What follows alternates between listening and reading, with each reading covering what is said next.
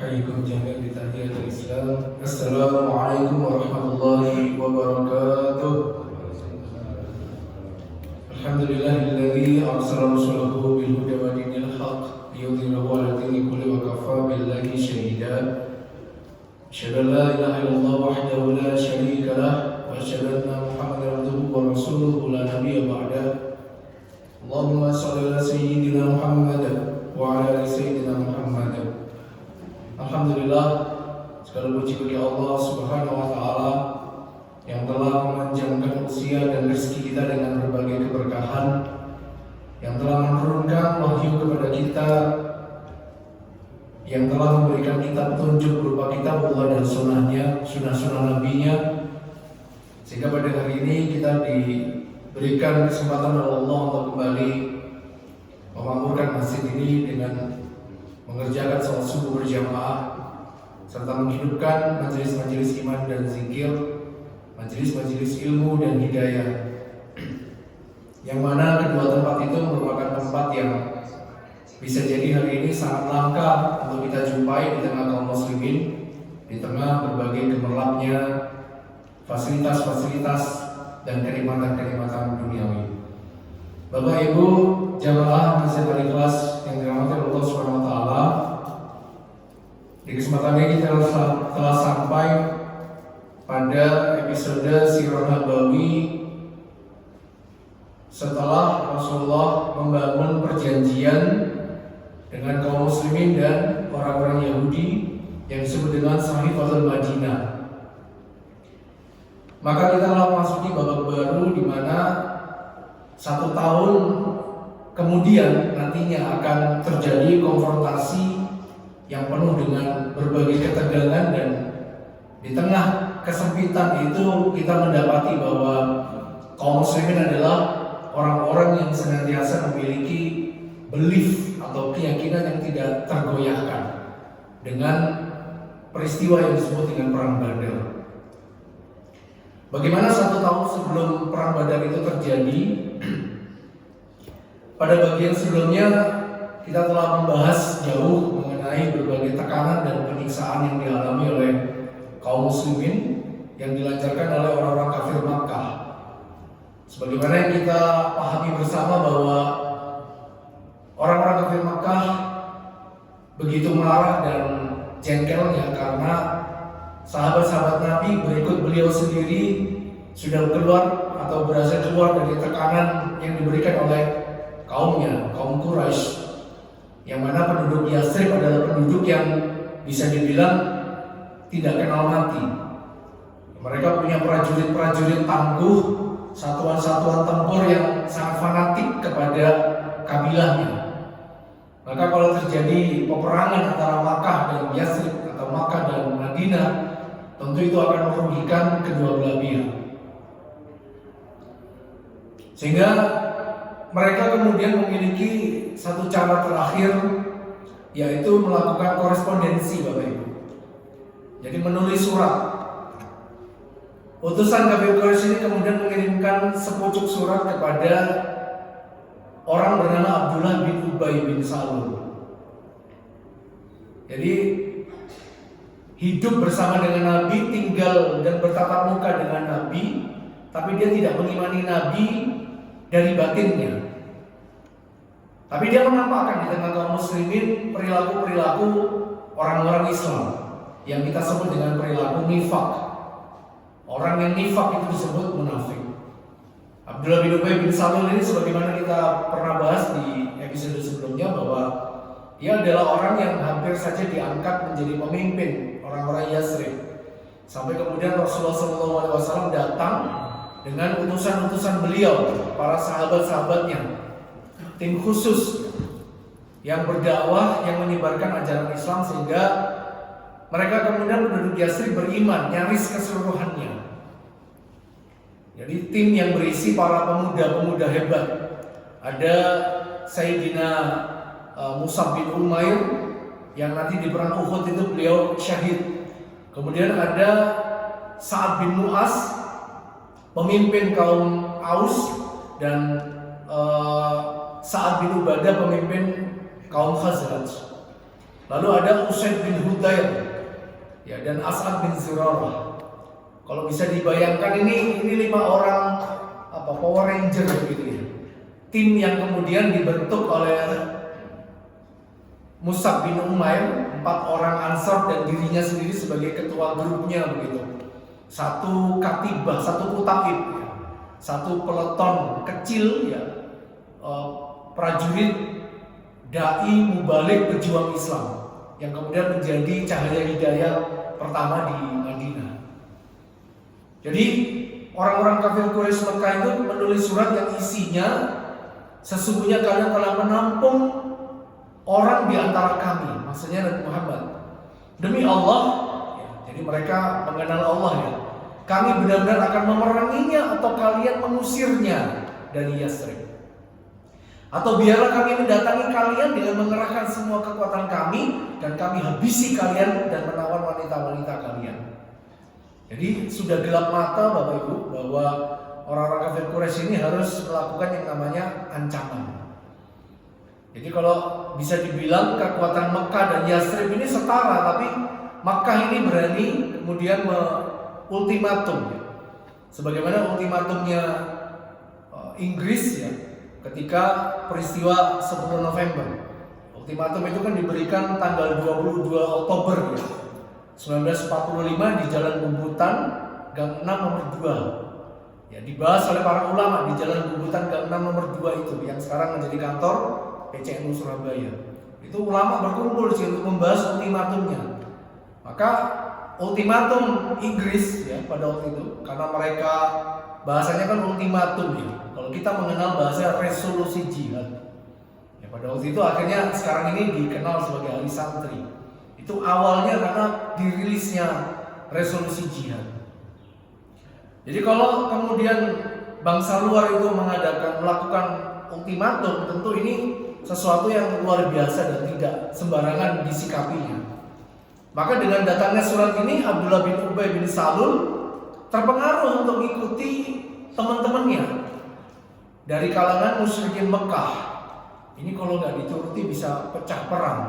Dan di tengah kondisi perang ini, kalau misalnya aku bisa tampil ke depan panggung untuk bersikap sebagai orang yang bisa menyelamatkan Madinah atau Yasrib dari perpecahan, dari konflik, aku akan diangkat jadi pemimpin. Begitu. Dengan apa? Dengan menyerahkan seorang Muhammad. Yang dipikirkan Abdullah bin Ubay bin Salul itu seperti itu. Diriwayatkan oleh Abdurrahman bin Ka'ab yang menuturkan ketika surat itu sudah dibaca Abdullah bin Ubay dan rekan-rekannya dari kalangan penyembah berhala, mereka berkumpul untuk memerangi Rasulullah. Tapi kemudian Rasul mendengar masalah itu, Bapak Ibu. Rasul mendengar tentang adanya kumpul-kumpul Abdullah bin Ubay. Maka Rasul kemudian mendatangi rombongan atau kumpulannya Abdullah bin Ubay yang mau berencana untuk melakukan makar pada Madinah yang baru saja terbentuk, dengan mengatakan rupanya Quraisy telah mengancam kalian, sesungguhnya mereka ingin memperdayai kalian yang lebih besar daripada tipu daya yang hendak kalian timpakan kepada diri kalian sendiri. Kalian sendiri yang menghendaki untuk membunuh anak-anak dan saudara-saudara kalian. Itu diriwayatkan oleh hadis riwayat Abu Daud dari Khabar bin Al-Nadar.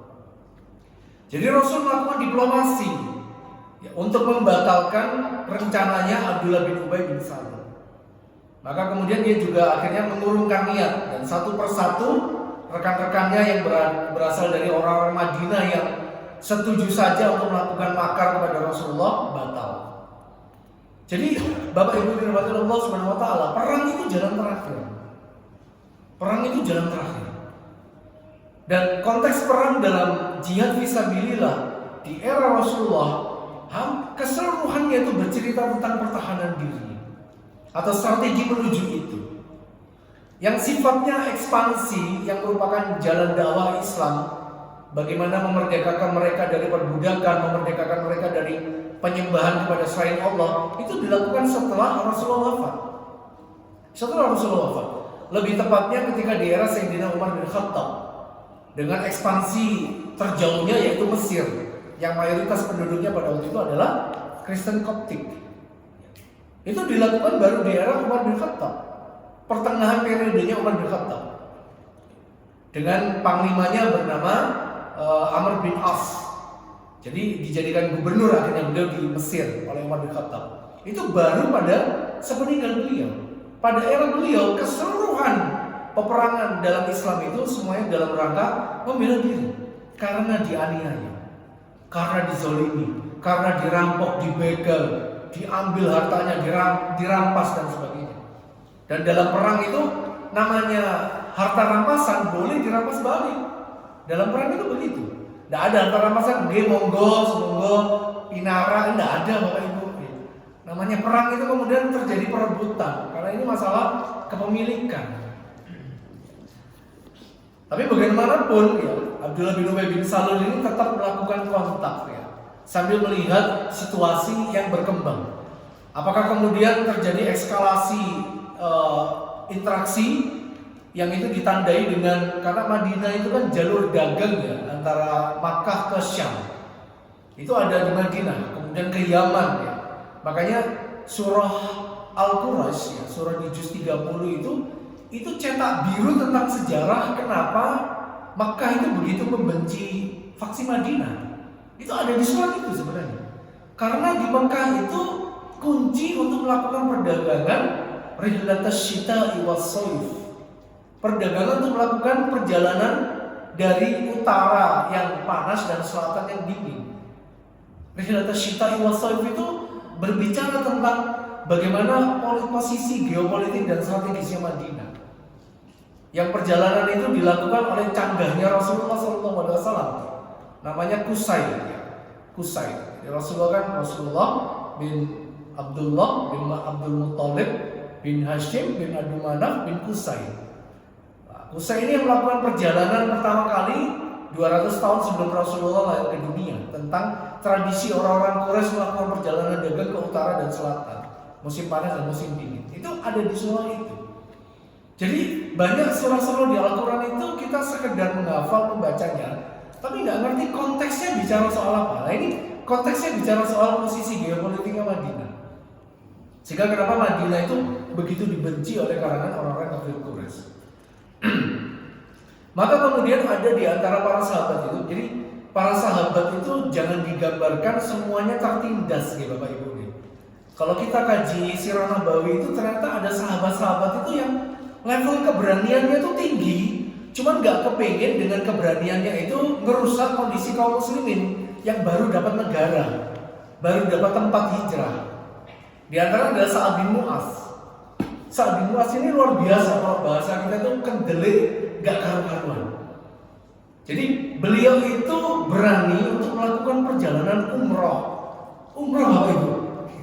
Dalam keadaan Madinah ini belum settle, dalam keadaan Madinah ini baru saja berdiri sebagai city state begitu ya, kota negara begitu. Kalau Bapak Ibu memahami sejarah bangsa Romawi itu konsepnya seperti itu. Konsepnya itu polis, jadi bukan sebuah state ya, bisa dibilang polis state. Jadi negara kota. Makanya dalam strateginya orang Romawi itu kita mengenal namanya Eukenopolis namanya. Ekumenopolis, jadi kota yang menjadi pusat jaringan seluruh kota-kota sekitarnya. Nah, konsepnya Romawi ini disebut dengan imperialisme kuno. Imperialisme, jadi suatu peradaban mempengaruhi peradaban yang lain dengan mengambil harta mereka. Ini adalah imperialisme. Kalau kolonialisme seperti yang dilakukan oleh Inggris misalnya ke negara-negara koloninya, atau Belgia ke Kongo misalnya. Ya, Belgia itu kan punya pahlawan namanya Leopold. Ya, bagi orang Belgia Leopold itu pahlawan. Bagi orang Kongo dia adalah bencana. Karena dia telah membunuh lebih dari 250.000 orang Kongo pada waktu kerja rodi penghasil karet pada waktu itu. Jadi kalau imperialisme itu beda sama kolonialisme begitu. Nah, kalau Romawi itu imperialisme. Dia memerangi sebuah kota peradaban, kemudian peradaban itu dihelenisasi namanya, Helenisme, diyunanisasi begitu, sehingga peradabannya itu menjadi mirip-mirip Yunani. Nah, di Jazirah Arab itu ada satu tempat yang di situ ada pengaruh Helenisme. Namanya itu adalah Syams, Syria. Syria itu ada kuil-kuil Parthenon seperti miliknya peradaban Yunani, itu ada. Jadi mereka setiap kali melakukan kontak begitu ya, sambil melihat wait and see gitu. Tapi ada salah satu sahabat Rasul yang berani melakukan umrah, namanya adalah Sa'ad bin Mu'az. Kemudian dia menetap di rumah salah satu dari gembongnya orang-orang kafir Quraisy, yaitu Umayyah bin Khalaf. Saya nggak bisa bayangkan ada trio pemimpin Makkah pada waktu itu yang semuanya tidak beriman sampai mereka wafatnya. Yang pertama itu adalah Umar bin Hisham yang disebut dengan Abu Jahal begitu. Yang kedua itu adalah Walid bin Mughirah, majikannya Bilal bin Rabah. Yang ketiga itu Umayyah bin Khalaf, yang dia satu klan dengan Sayyidina Utsman bin Affan, klan Bani Umayyah. Sa'ad bin Mu'az ini nginepnya di rumahnya Umayyah bin Khalaf. Jadi bisa dibayangkan beraninya dia, dan bisa dibayangkan struktur jaringannya itu orang-orang topnya Mekah. Jadi tidak sepenuhnya sahabat-sahabat Nabi itu adalah orang-orang yang semuanya lemah, mustad'afin. Ada orang-orang seperti Sa'ad bin Mu'az. Dan beliau adalah sahabat yang nanti sepeninggal Rasulullah, beliau kandidat khalifah dari kalangan Ansar. Dari kalangan Muhajirin, kandidat khalifahnya kan Sayyidina Abu Bakar As-Siddiq. Nah, Sayyidina Sa'ad bin Mu'az ini dari kalangan Ansar. 3 hari itu kan jenazahnya Rasulullah itu gak diapa-apakan karena masalah pemilihan pemimpin penggantinya Rasulullah. Dan itu perkara genting. Karena bisa jadi ketika Rasulullah sudah wafat, Rasulullah kan tidak mewariskan penunjukannya. Siapa yang ditunjuk oleh Rasulullah? Itu tidak ada eksplisit, tidak ada hadisnya. Dan itu merupakan hikmah, Bapak Ibu. Itu hikmah. Bayangkan kalau Rasulullah itu kemudian memilih pengganti beliau, maka pemilihan politik, pemimpin politik dalam Islam itu nanti lewat cara aklamasi, lewat cara menunjukkan. Kemudian yang kedua bisa jadi dengan adanya penunjukan itu ada orang yang di tengah sejarah kaum muslimin ini yang mengaku sebagai nabi. Tapi sama Allah Subhanahu wa taala skenario itu dihapus. Tidak ada skenario itu. Rasulullah itu sengaja dalam takdirnya tidak menunjuk siapa pengganti beliau. Supaya apa? Umat ini lebih fleksibel. Jadi apa-apa yang Nabi itu tidak memberikan petunjuk, tidak memberikan perintahnya langsung, tapi ada petunjuknya, itu adalah keluasan ijtihad. Makanya dalam masalah suksesi kepemimpinan dan bentuk negara, Islam itu tidak merincinya. Tidak merincinya Islam itu. Mau negara itu berbentuk teokrasi, mau berbentuk monarki, mau berbentuk demokrasi, bahkan berbentuk sosialisme misalnya, itu tidak menjadi bagian dari syariat Islam. Yang paling penting apa? Kalau kata Syekh Yusuf Qaradawi di dalam konsep mengenai syariah, fikul ahkam, inti dari fikul ahkam, jadi hukum yang 5 itu haram, makruh, mubah, kemudian sunnah atau mahbub dan wajib. Inti dari 5 itu adalah keadilan. Jadi terciptanya keadilan adalah inti syariat. Jadi kalau dengan suatu bentuk negara atau kepemimpinan politik kemudian menghasilkan adanya keadilan, ya sudah, itu bagian dari syariat Islam. Tanpa harus ada embel-embel negara berdasarkan negara Islam. Tanpa harus ada embel-embel itu. Yang paling penting tercipta keadilan di sana. Makanya kemudian ulama itu punya timbangan-timbangan fikih bagaimana hidup di tengah negara minoritas muslimnya. Di tengah negara yang mayoritas non-muslim, pemimpin yang diangkat sudah jelas bukan pemimpin muslim, bagaimana cara menyikapi di situ? Apakah mereka ketika ada pemilu mereka golput? Enggak. Ulama di sana setiap lokal kaum muslim itu punya pilihan fikihnya masing-masing. Itu karena keluasan syariat Islam. Nah, Sa'ad bin Mu'az ini adalah kandidat dari orang-orang Ansar. Bapak Ibu ada yang tahu bagaimana reaksi Sa'ad bin Mu'az ketika beliau dipilih oleh Ansar untuk jadi kandidat khalifah Nabi?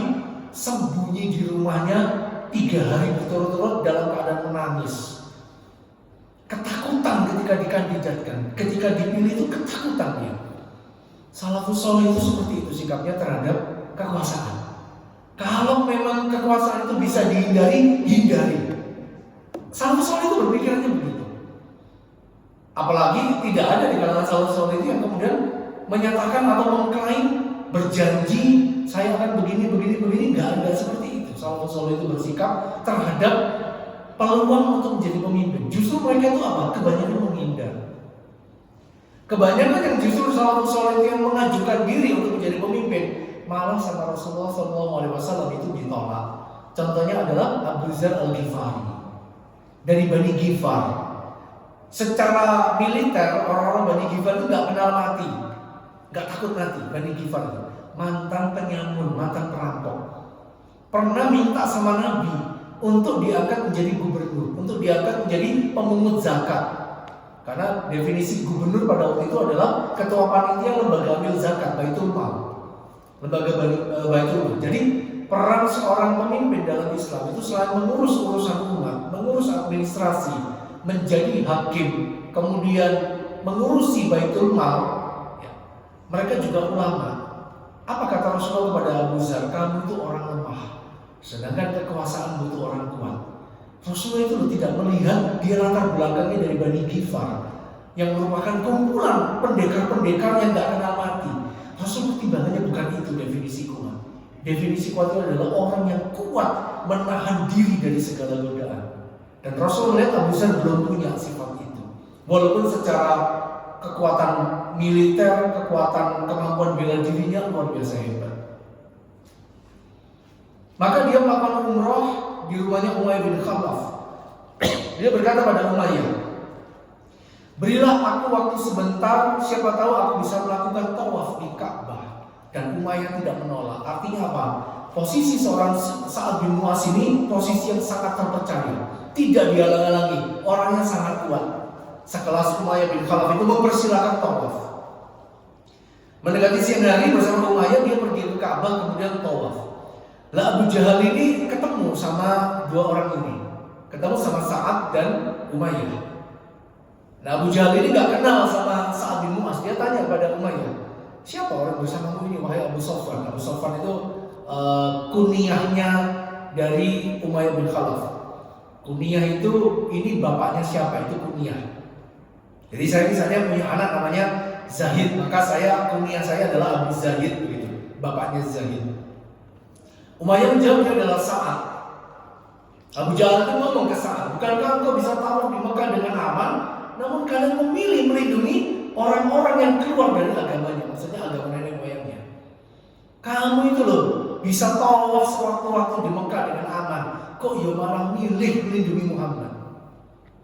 Jadi Bapak Ibu dirahmati oleh Allah Subhanahu wa taala, apa yang dilakukan Abu Jahal ini yang disebut dengan Al-Qur'an sebagai fitnah. Fitnah itu bukan ngomong sesuatu yang jelek padahal itu gak benar, bukan itu fitnah itu dalam agama. Fitnah dalam agama itu adalah menimbulkan musibah di tengah kaum muslimin atau menghalangi mereka beribadah. Itu fitnah.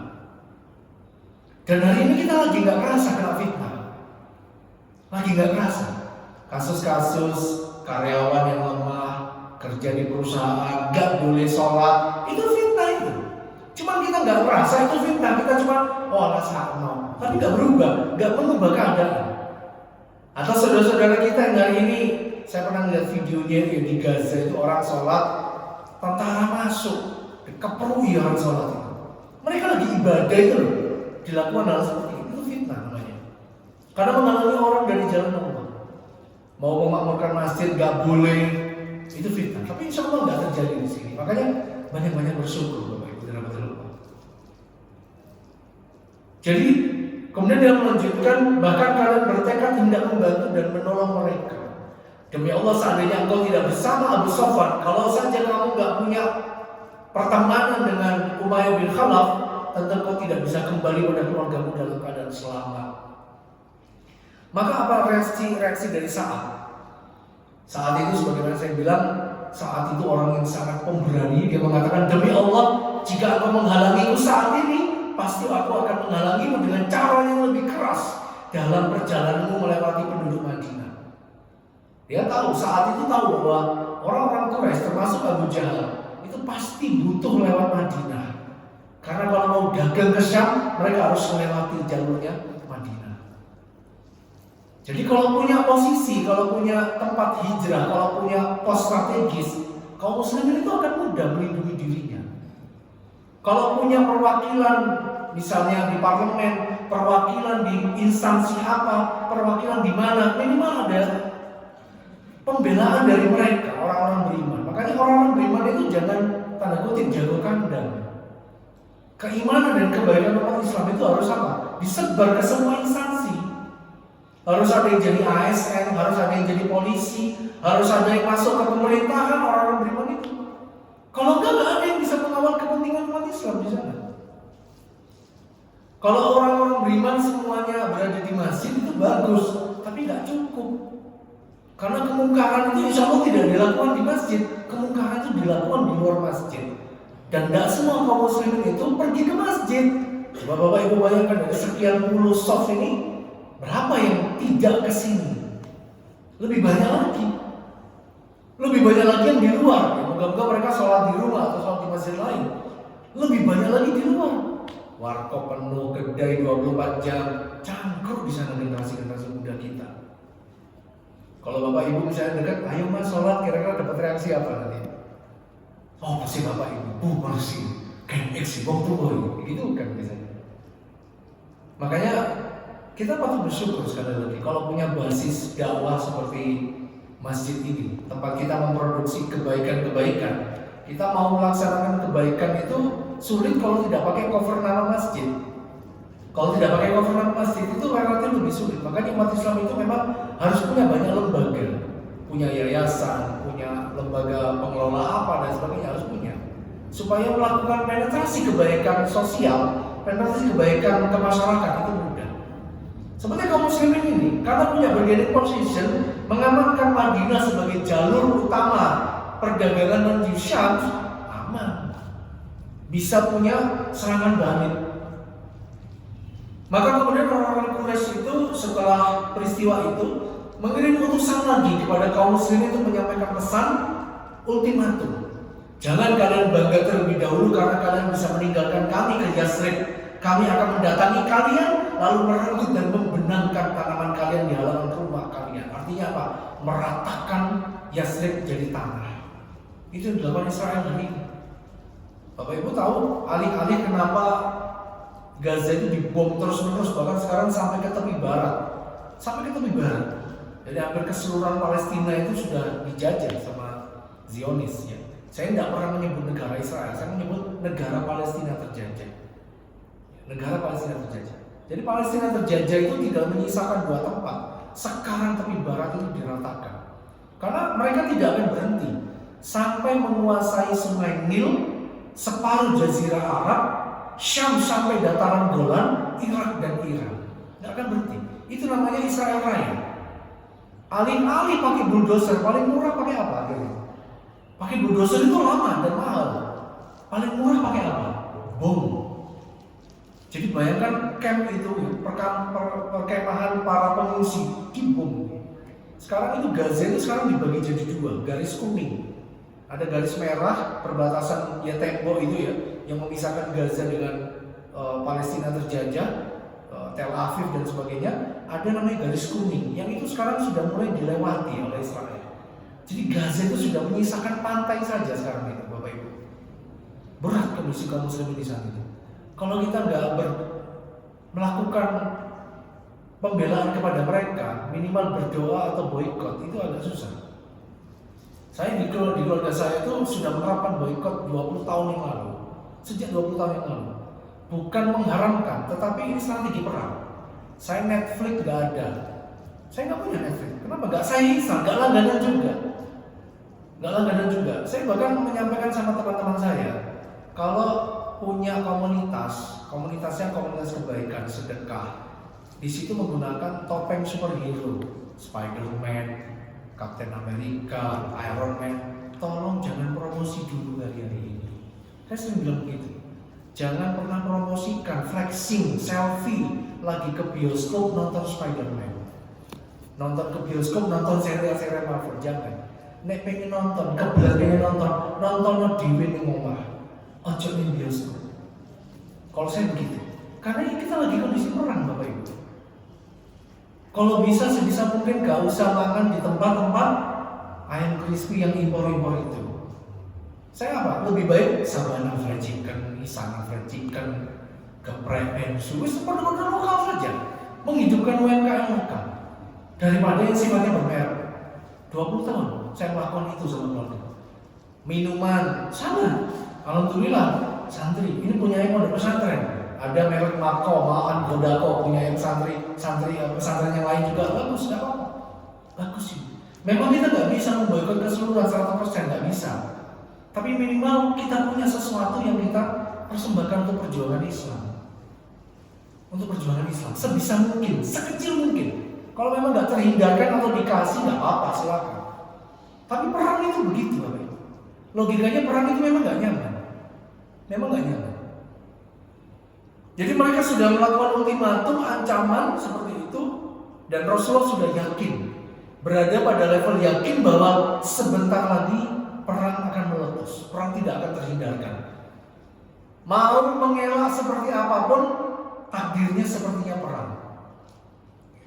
Maka dalam Sahihain ya, Imam Muslim menyampaikan hadis riwayat Aisyah, pada malam pertama kedatangan Rasulullah di Madinah, beliau itu nggak bisa tidur. Kedatangan pertama, beliau bersabda, kata Sayyidati Aisyah, seandainya malam ini ada seseorang yang soleh dari sahabatku yang mau menjagaku. Baru ngomong seperti itu Rasulullah, sudah ada yang bawa pedang, sering gitu. Dia adalah Sa'ad bin Abi Waqqas. Umurnya ketika memeluk Islam, ketika Nabi berusia 40, umurnya 17 tahun. Beliau 23 tahun lebih muda dari Nabi, tapi Nabi menyebut beliau pamanku. Karena memang secara hierarki keluarga, beliau itu adalah pamannya. Paman misalnya beliau, paman sepupunya beliau, Sa'ad bin Abi Waqqas ini. Nanti Sa'ad bin Abi Waqqas ini, Bapak Ibu sekalian, beliau adalah panglima perang Qadisiyah dalam membebaskan Syria dari pengaruh Persia. Yang pada waktu itu Persia itu kalah oleh Romawi, sehingga Persia itu menjadi bagian dari imperiumnya Romawi. Imperiumnya Romawi. Romawi itu jangan berpikir Romawi Barat nih Bapak Ibu nih. Romawi Barat itu cuma berdiri 3 abad. Romawi yang dimaksud dalam hadis itu Romawi Timur yang kekaisarannya dari Bizantium, Konstantinopel.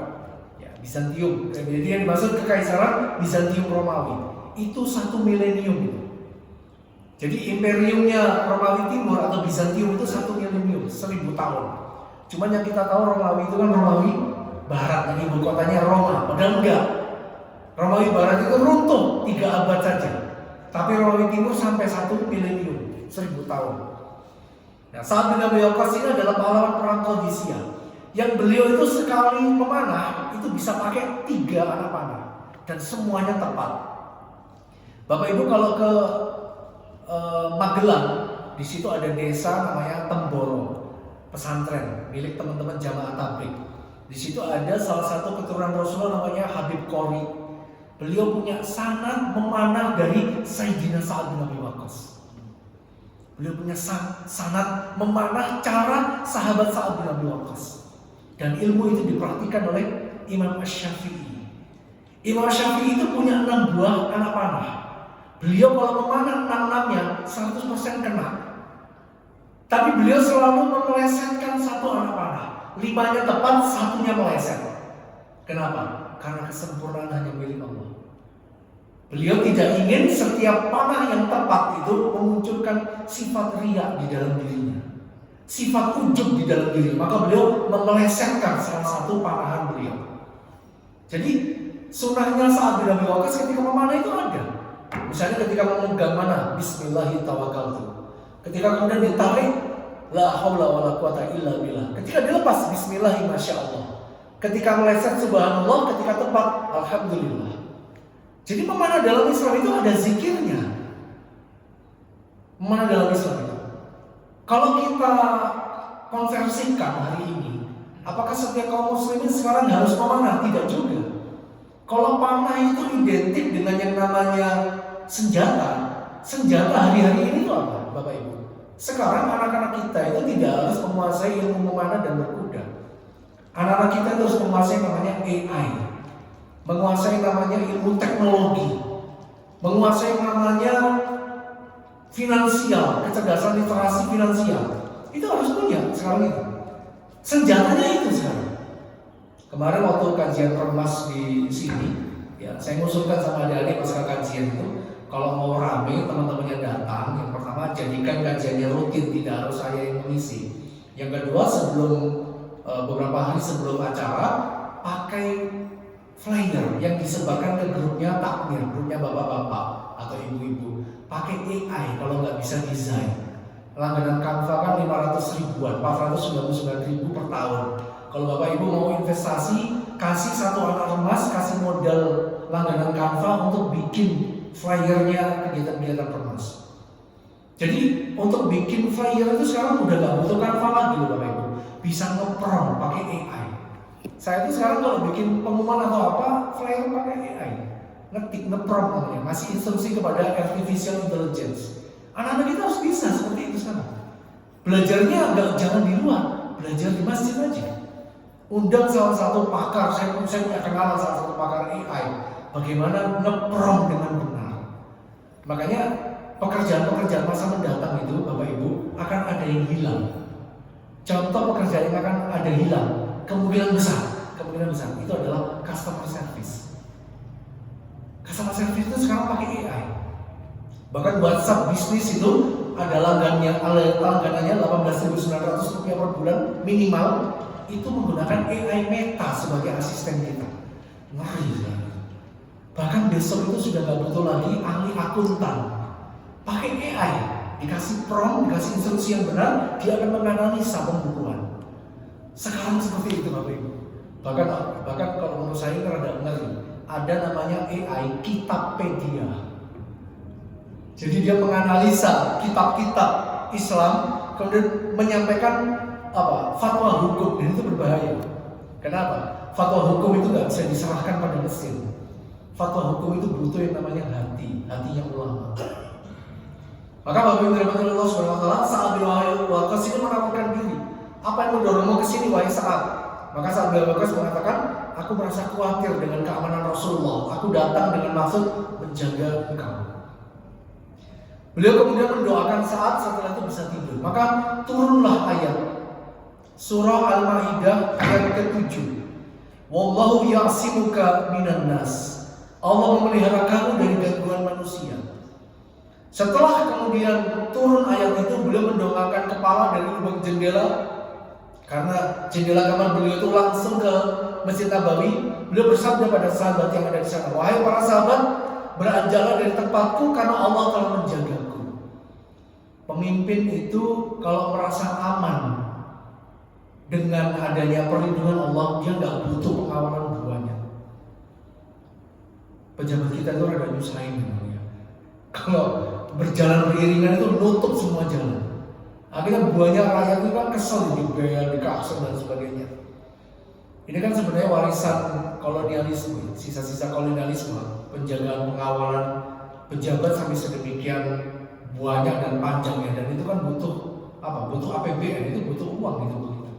Sementara rakyatnya itu tidak aman dari begal, tidak aman dari, bahkan ada Gojek itu ya yang meninggal di jalan ketika sedang melipir ke pinggiran, meninggal di atas sepeda motornya. Itu kan bagi saya seorang ayah, kita semuanya ayah ya, mencari nafkah itu ya Allah perih rasanya ya.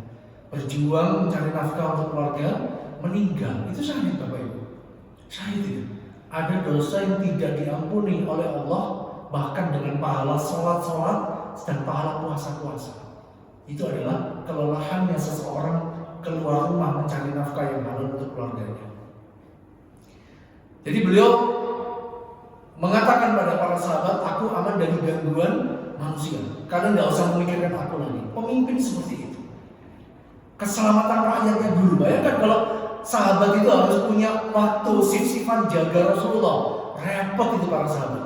Mereka ninggalkan keluarganya, mereka ninggalkan pekerjaannya, maka Rasulullah kemudian Allah yang menjaga. Subhanallah. Dalam kondisi rawan seperti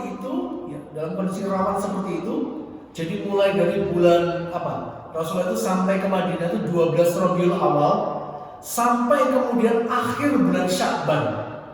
Jadi settingan cerita ini Rabiul Awal, Rabiul Akhir, kemudian Jumadil Awal, Jumadil Akhir, Sya'ban, Rajab, Sya'ban, kemudian menjelang Ramadan, 6 bulan.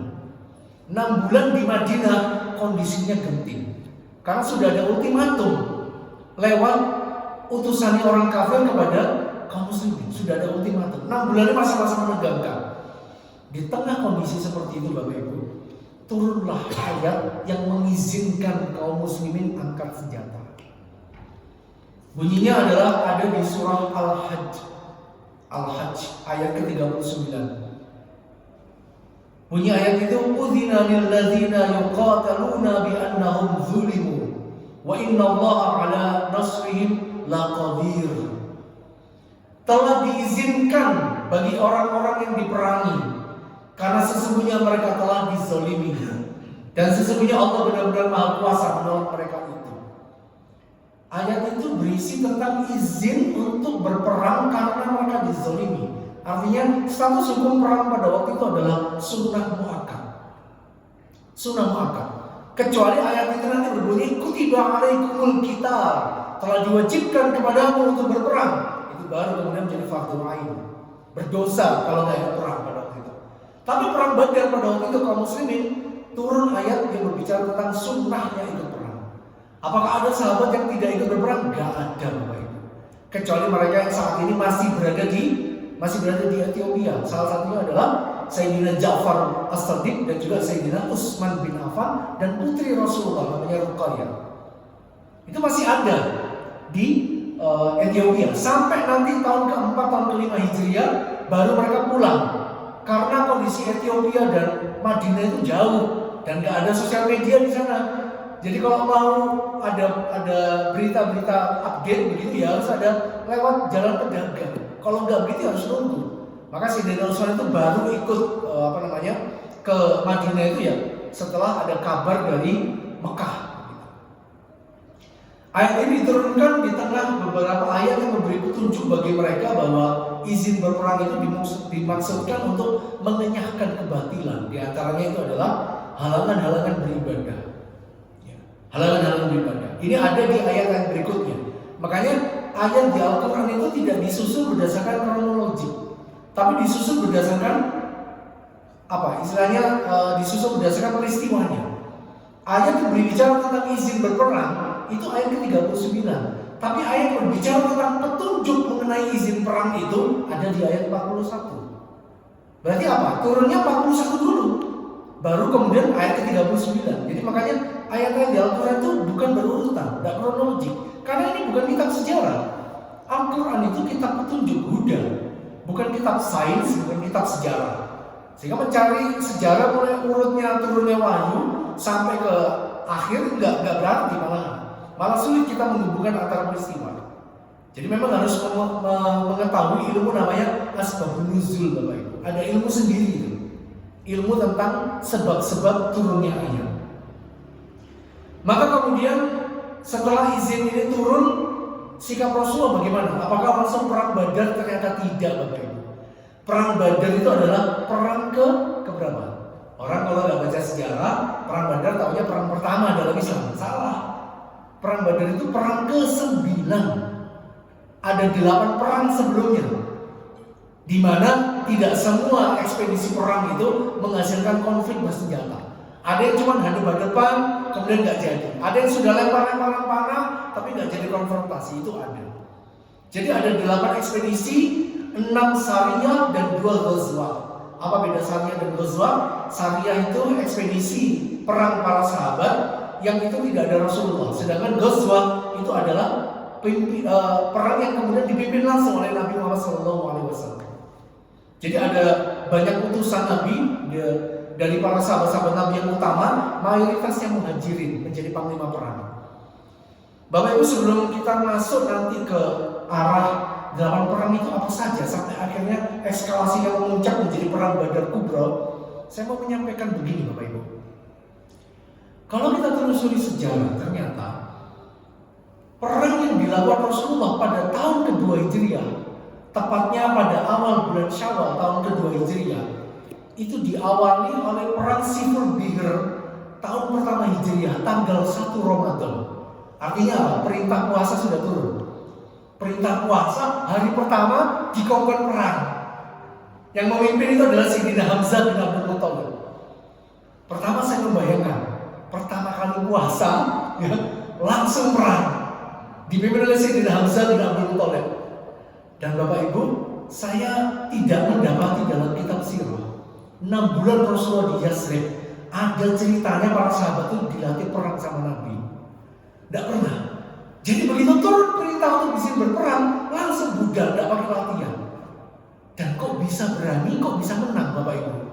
Kira-kira dalam pikiran kita apa Bapak Ibu? Mereka pertama kali disuruh perang, gak ada latihannya, menang. Pemahaman kita apa? Ya betul Bapak, itu pertolongan Allah, iya. Tapi pemahaman logiknya apa? Para sahabat itu adalah orang-orang yang bukan sama sekali gak punya kemampuan tempur. Para sahabat itu ahli perang. Seperti Sa'ad bin Mu'adz, kenapa berani? Karena dia adalah jenderal militer, punya kemampuan perang.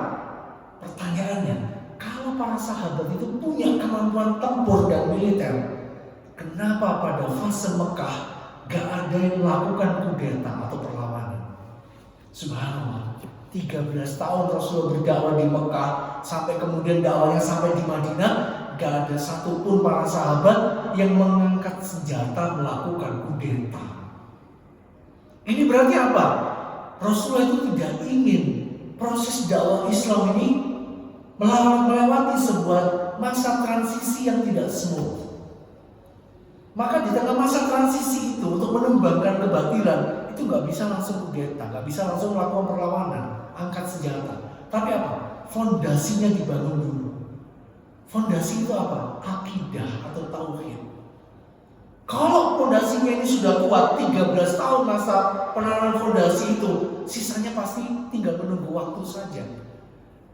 Rasul itu menomorsatukan pembangunan fondasi dulu, tauhidnya dulu, baru nanti para sahabat itu bisa untuk diperintah macam-macam.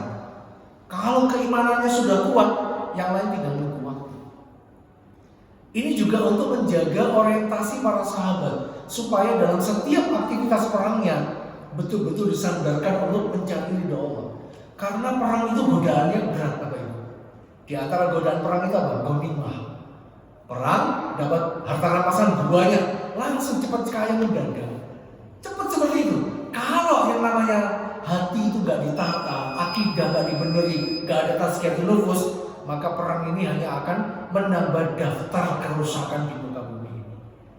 Itulah Bapak Ibu semuanya pelajaran penting dari sirah Nabawi kita pada pagi hari ini, bahwa untuk menyiapkan generasi Islam yang siap menerima tantangan dan godaan-godaan zaman, yang paling utama dan paling prioritas itu adalah membangun akar tauhid dulu, membangun fitrah keimanan lebih dahulu generasi-generasi muda kita, generasi anak-anak kita.